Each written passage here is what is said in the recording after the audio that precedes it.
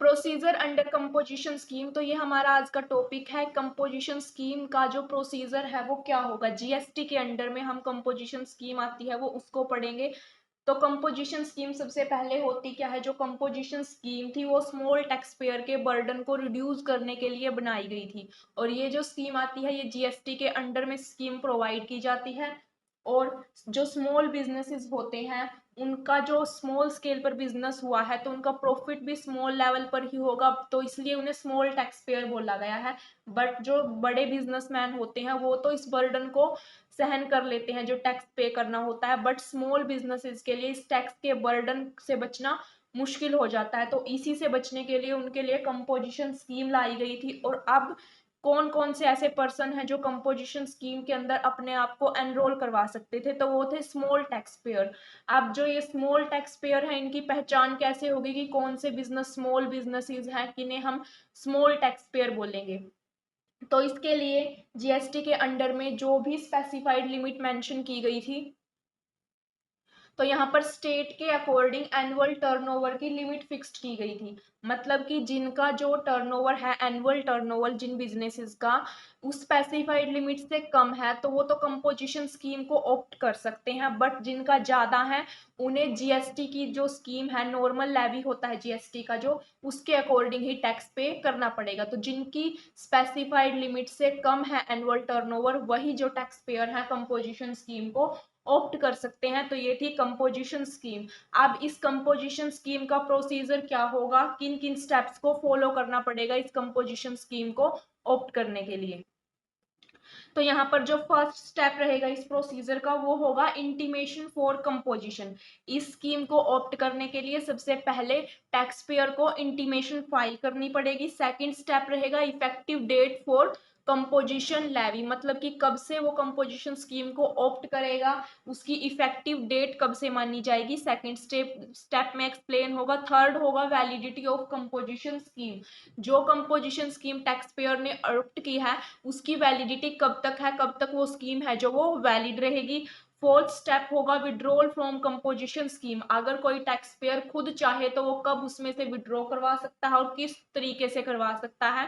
And fifth step होगा cancellation of option of composition scheme. Cancellation का मतलब कि कब अथॉरिटी के द्वारा उसके जो कंपोजिशन स्कीम के अंदर वो आया है उसको, रजिस्ट्रेशन को कैंसिल कर दिया जाएगा। अब यहाँ पर हम एक एक करके एक्सप्लेन करेंगे। सबसे पहले है intimation for composition. Composition scheme के लिए सबसे पहले टैक्स पेयर को इंटीमेशन फाइल करनी पड़ेगी। अब यहाँ पर तीन टाइप के टैक्स पेयर एक्सप्लेन किए गए हैं। अब ये जो तीन टाइप के यहाँ पर एक्सप्लेन किए गए हैं पर्सन, वो कौन कौन से हैं। फर्स्ट तो है कि जिनका रजिस्ट्रेशन जीएसटी के आने से पहले हो गया है।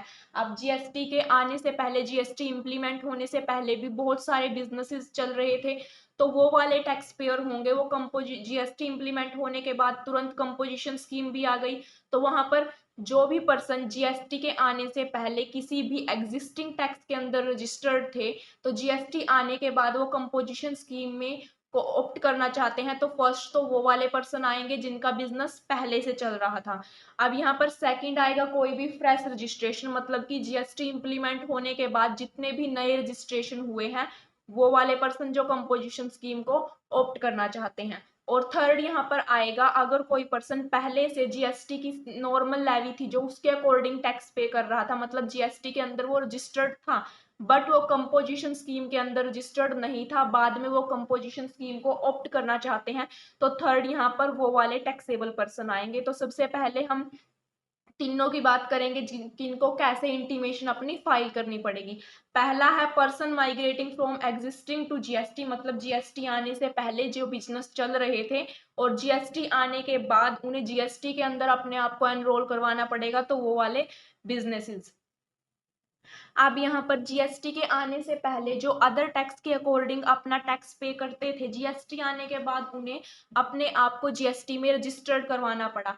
तो जो भी स्मॉल टैक्स पेयर थे, मतलब जिनका एनुअल टर्नओवर था जो वो स्पेसिफाइड लिमिट से कम था, उन्हें पता लग गया कि एक कंपोजिशन स्कीम थी वो जीएसटी के अंडर में प्रोवाइड की जा रही है जो उनके टैक्स के बर्डन को कम करेगी, तो वो अपने आप को डायरेक्ट जब भी जीएसटी के अंदर रजिस्टर्ड करवाया उन्होंने तो डायरेक्ट कंपोजिशन स्कीम के अंदर अपने आप को रजिस्टर्ड करवा लिया। तो ये थे वो पर्सन जो सबसे पहले ही कंपोजिशन स्कीम के अंदर आए थे जब जीएसटी इंप्लीमेंट किया गया था। तो इसके लिए उन्हें क्या प्रोसीजर फॉलो करना पड़ेगा, उन्हें फॉर्म जीएसटी सीएमपी 01 फाइल करना पड़ेगा। और ये जो फॉर्म होगा ये फुल्ली इलेक्ट्रॉनिकली फॉर्म में उन्हें फिल करना पड़ेगा, इसका ड्यूली साइन होना जरूरी है। और ये जो फॉर्म होगा ये कॉमन पोर्टल के थ्रू वो फाइल करके सेंड करेंगे। और कब तक, प्रायर टू 22 जून 2017। तो 22 जून 2017 से पहले उन्हें सीएमपी 01 फॉर्म इलेक्ट्रॉनिक फॉर्म में ड्यूली साइन होना चाहिए, एक कॉमन पोर्टल के ऊपर फाइल करना पड़ता था।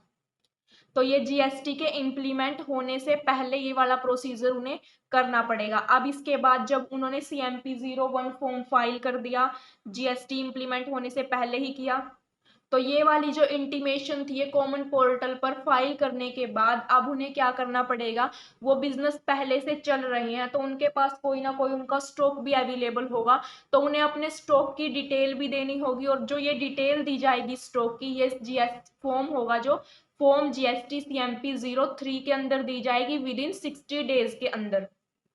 अब जो ये यहाँ पर टाइम पीरियड एक्सप्लेन किया गया है कि फॉर्म सीएमपी 01 फिल करने का, कि इस डेट से पहले फिल करना था और जो स्टॉक की डिटेल थी वो विद इन 60 डेज के अंदर देनी होती थी। तो ये जो टाइम पीरियड था वैसे तो ये फिक्स था, ये इसे एक्सटेंड नहीं किया जा सकता था, लेकिन अगर कोई वैलिड रीजन हो तो कमिश्नर के द्वारा इसे फर्दर एक्सटेंड किया जा सकता था।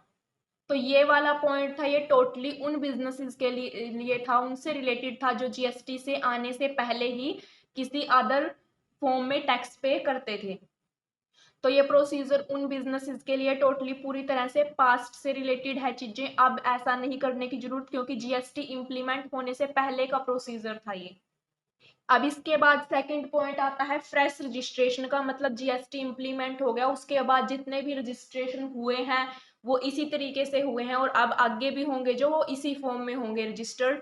तो अगर कोई भी फ्रेश रजिस्ट्रेशन हो रहा है, कोई भी नया बिजनेस एस्टेब्लिश किया जा रहा है तो वो भी जीएसटी के अंदर टैक्स पे करेंगे। बट अगर वो कंपोजिशन स्कीम को लेना चाहते हैं तो उन्हें कैसे फॉर्म फिल करना पड़ेगा, तो उनके लिए सबसे पहले है उन्हें फॉर्म जीएसटी REG 01, वहां पर सीएमपी 01 था, यहाँ पर न्यू रजिस्ट्रेशन हो रहा है तो REG 01 फॉर्म का पार्ट बी फिल करना पड़ेगा।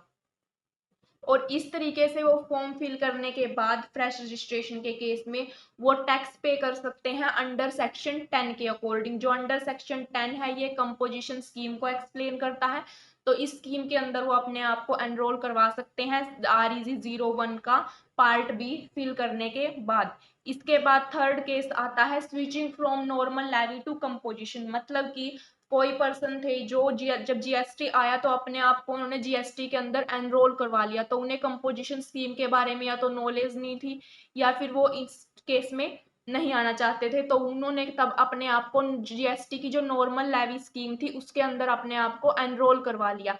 बट बाद में वो कंपोजिशन स्कीम को ऑप्ट करना चाहते हैं तो इस टाइप के पर्सन को किस तरीके से अपनी इंटीमेशन फाइल करनी पड़ेगी।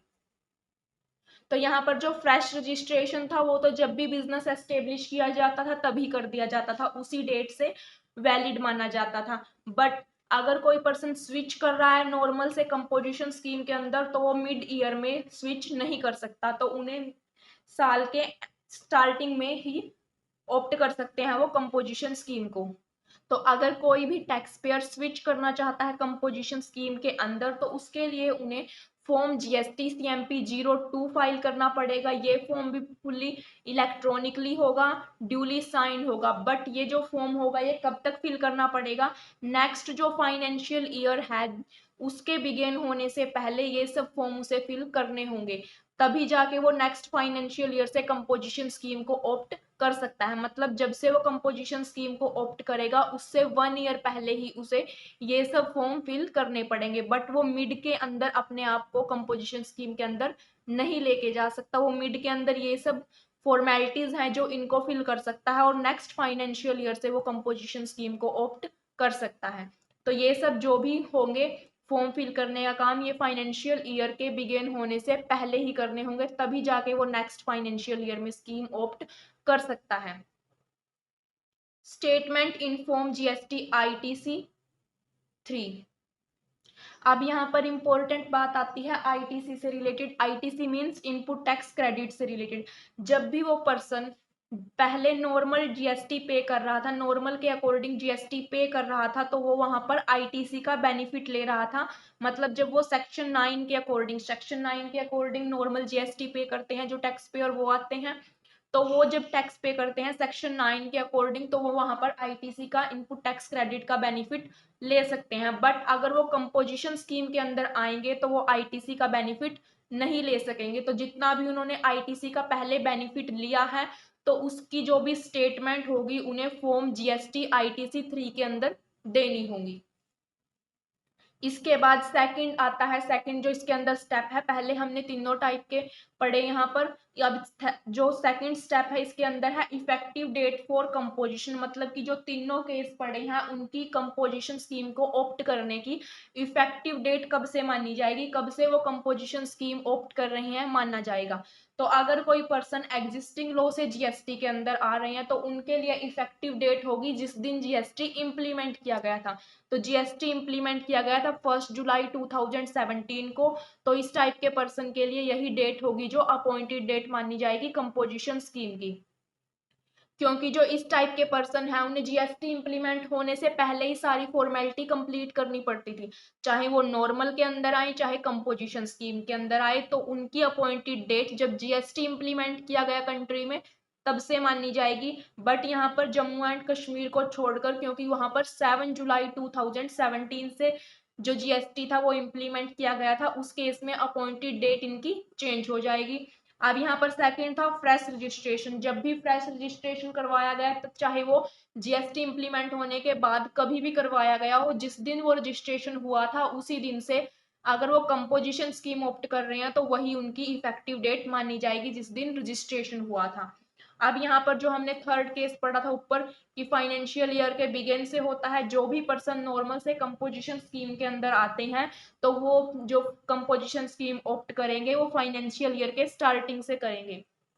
और यहाँ पर एक और इम्पोर्टेंट पॉइंट था कि with in 60 days from the commencement of financial year, ये जो भी फॉर्मेलिटीज हैं उन्हें जो भी ये फॉर्म फिल करने होंगे वो फाइनेंशियल ईयर बिगेन होने के 60 डेज के अंदर अंदर करने होंगे, तभी वो नेक्स्ट फाइनेंशियल ईयर से स्कीम को ऑप्ट कर सकते हैं।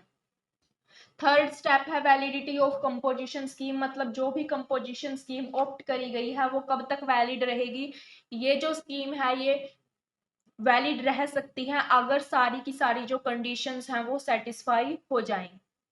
अगर जो टैक्स पेयर है सारी की सारी कंडीशंस जो आती हैं नॉर्मल लेवी कंपोजिशन लेवी से के अकॉर्डिंग, अगर वो सारी कंडीशन फुलफिल कर रहा है तो लाइफ टाइम ये स्कीम वैलिड रहेगी। बट अगर वो इनको कंडीशंस को सेटिस्फाई नहीं कर रहा तो यहाँ पर विड्रॉल और कैंसिलेशन के दो केस आएंगे। अगर वो सेटिस्फाई नहीं कर रहा तो या तो वो खुद ही विड्रॉ करवा लेगा इस स्कीम से अपने आप को, या फिर अथॉरिटी के द्वारा उसके रजिस्ट्रेशन को कैंसिल कर दिया जाएगा।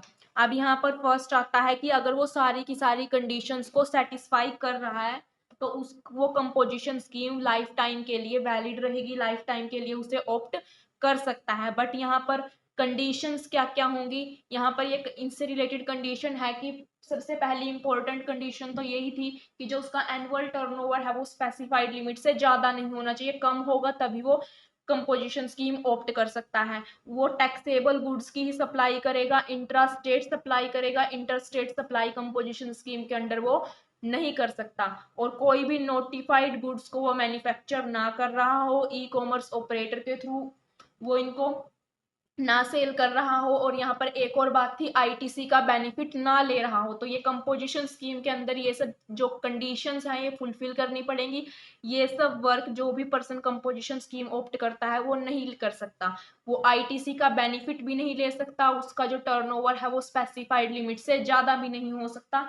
तो अगर वो ये सब कंडीशंस फुलफिल करेंगे तभी वो ऑप्ट कर सकते हैं कंपोजिशन स्कीम को। अगर इनको सेटिस्फाई ना करें तो यहाँ पर नेक्स्ट टू केसेस आएंगे विड्रॉल और कैंसिलेशन का। अब यहाँ पर नेक्स्ट यहाँ पर स्टेप था जो इसका वो है फोर्थ विड्रॉल, अगर वो सेटिस्फाई नहीं कर रहा तो अपने आप को विड्रॉ करवा लेगा। Failure to satisfy any of the condition, अगर इनमें से कोई भी कंडीशंस को सेटिस्फाई करने में वो फेल हो जाता है तो वो अपने आप को विड्रॉल करवा लेगा। यहाँ पर जो विड्रॉल से रिलेटेड है वो कई रीजन हो सकते हैं। एक तो वो खुद ही जानबूझकर इंटेंशनली इन कंडीशंस को सेटिस्फाई नहीं करता ताकि वो विड्रॉ करवा ले अपने आप को, मतलब कि वो चाहता है कि वो इंटरस्टेट सप्लाई करे, ई कॉमर्स ऑपरेटर के थ्रू सप्लाई करें, नोटिफाइड गुड्स की सप्लाई करना चाहते हैं, आईटीसी का बेनिफिट लेना चाहते हैं, तो इसी वजह से वो कंडीशन को फुलफिल नहीं करते ताकि वो विड्रॉ करवा सकें। तो विड्रॉ के केस में अगर वो कंडीशन सेटिस्फाई नहीं कर रहे तो उन्हें पता है कि वो कौन सी कंडीशन सेटिस्फाई नहीं कर रहे, तो इस केस में उन्होंने अगर कोई भी कंडीशन सेटिस्फाई नहीं करते तो within 7 days occurrence of such event, इन सब इवेंट के ओक्योर होने पर, मतलब जो जो भी वो कंडीशन सेटिस्फाई नहीं कर रहे उनके 7 डेज के अंदर अंदर नोटिस देना होगा। और जो ये नोटिस दिया जाएगा 7 डेज के अंदर, ये किस फॉर्म में दिया जाएगा, फॉर्म जीएसटी सीएमपी 0 फॉर्म 4 में दिया जाएगा। अब यहाँ पर अगर उन्होंने सेक्शन 10 के अंदर जो कंडीशन मेंशन की गई थी वो सेटिस्फाई नहीं करी तो वो अपने आप को कंपोजिशन स्कीम के अंदर नहीं रख सकते, उन्हें फॉर्म सीएमपी 0 फॉर्म 4 फिल करके 7 डेज के अंदर अंदर नोटिफिकेशन देना होगा। अब वो क्या करेंगे, जब वो कंपोजिशन स्कीम को तो ऑप्ट नहीं कर सकते, मतलब सेक्शन 10 के अंदर तो वो रह नहीं सकते, तो वो लाइबल होंगे जीएसटी के अकॉर्डिंग टैक्स पे करने के लिए, जो भी सेक्शन 9 है उसके अकॉर्डिंग वो टैक्स पे करेंगे। तो सेक्शन 9 के अकॉर्डिंग वो टैक्स पे करेंगे नॉर्मल लेवी के अकॉर्डिंग, और अब उन्हें जितनी भी वो सप्लाई करेंगे, टैक्सेबल सप्लाई करेंगे, हर एक सप्लाई के लिए उन्हें टैक्स इनवॉइस इशू करना पड़ेगा। तो ये विड्रॉल का केस था। अब यहाँ पर फिफ्थ आता है कैंसलेशन। कैंसलेशन कब होगा, किसी भी कई रीजन है कैंसिल करने के, यहाँ पर जो कैंसलेशन होगा वो अथॉरिटी के द्वारा कैंसिल किया जाएगा। तो यहाँ पर कौन कौन से रीजन हो सकते हैं कैंसिलेशन के, या तो जो भी पर्सन कंपोजिशन स्कीम के अंदर रजिस्टर्ड हुआ है वो अब लाइजिबल ना रहा हो इस कंपोजिशन स्कीम को ऑप्ट करने के लिए, तो अब भी कैंसिल करवाया जा सकता है, या फिर वो इंटेंशनली इन प्रोविजंस को फॉलो ना करता हो, जो भी कंडीशंस दी गई है वो इंटेंशनली इनको फॉलो नहीं कर रहा, बट यहाँ पर उनसे रीजन मांगा जाएगा कि किस रीजन की वजह से वो इन कंडीशंस को फुलफिल नहीं कर रहे। तो अगर अथॉरिटी को उनके द्वारा दिया गया जो रीजन है वो वैलिड लगेगा कि इस वजह से इस इन कंडीशंस को फुलफिल नहीं किया गया तो वो इनको कंपोजिशन स्कीम के अंदर रख देंगे, अगर अदरवाइज वो इनके रजिस्ट्रेशन को कैंसिल कर देंगे। तो इसके लिए इशू और शो कोज नोटिस इशू करना पड़ेगा, जिसे फॉर्म जीएसटी सीएमपी 0 5 के थ्रू इशू किया जाएगा। तो ये जो नोटिस होगा सीएमपी 0 5 ये अथॉरिटी के द्वारा इशू किया जाएगा, और यहाँ पर उन्हें विद इन 15 डेज के अंदर अंदर उनसे रिप्लाई मांगा जाएगा कि किस वजह से उन्होंने इन प्रोविजंस का कॉन्ट्रावीन किया है, मतलब ये कंडीशंस उन्होंने सेटिस्फाई नहीं की, इस चीज का रिप्लाई उनसे मांगा जाएगा। अब जो ये रिप्लाई होगा वो रिप्लाई फॉर्म जीएसटी सीएमपी 0 6 में देंगे, जो भी टैक्स पेयर पर्सन होगा वो देगा। यहाँ पर अथॉरिटी के सबसे पहले यहाँ पर नोटिस देंगे सीएमपी 0 5 में, 15 दिन के अंदर अंदर उनसे रीजन मांगा जाएगा कि किस रीजन की वजह से उन्होंने कंडीशन सेटिस्फाई नहीं करी, जो भी पर्सन है जो टैक्स पेयर पर्सन है वो रिप्लाई देगा, वो सीएमपी 0 6 के अंदर उनको रिप्लाई देगा। अब यहाँ पर ऑन रिसिप्ट ऑफ रिप्लाई, जो भी सीएमपी 0 6 के अंदर रिसीव हुआ है रिप्लाई अथॉरिटी को, तो उसके बेसिस पर वो इस और उनके रिप्लाई के अकॉर्डिंग वो इसे एक्सेप्ट करेंगे या फिर डिनाई करेंगे। दो ऑप्शन होंगे उनके पास, वो ऑर्डर देंगे। ऑर्डर होगा वो एक्सेप्टिंग से रिलेटेड भी हो सकता है और डिनाइंग से रिलेटेड भी हो सकता है। जो भी टैक्स पेयर पर्सन ने उन्हें रीजन बताए हैं कि किस रीजन की वजह से उन्होंने इनका जो कंडीशंस थी वो फुलफिल नहीं करी, तो जो भी रीजन उन्हें अगर वैलिड रीजन लगेगा तो वो उनके एक्सेप्ट कर लेंगे रिप्लाई को, मतलब वो कंपोजिशन स्कीम के अंदर ही रखेंगे उस पर्सन को अगर वैलिड रीजन हुआ, या फिर अगर रीजन उन्हें इनवैलिड लगा, इंटेंशनली डिफॉल्ट लगा कुछ भी, तो वो डिनाई कर सकते हैं उनको कंपोजिशन स्कीम के अंदर रहने से। अब जो ये ऑर्डर होगा ये सीएमपी 0 7 फॉर्म के अंदर आएगा, और इससे जो भी ऑर्डर होगा ये कब तक सेंड किया जाएगा, रिप्लाई रिसीव होने के 15 डेज के अंदर अंदर। जब भी tax payer person reply send करेगा उस रिप्लाई के 15 डेज के अंदर अंदर सीएमपी 0 7 फॉर्म है जो वो एज अ ऑर्डर इशू किया जाएगा और इस ऑर्डर में एक्सेप्टिंग या फिर डिनाइंग का ऑप्शन होगा।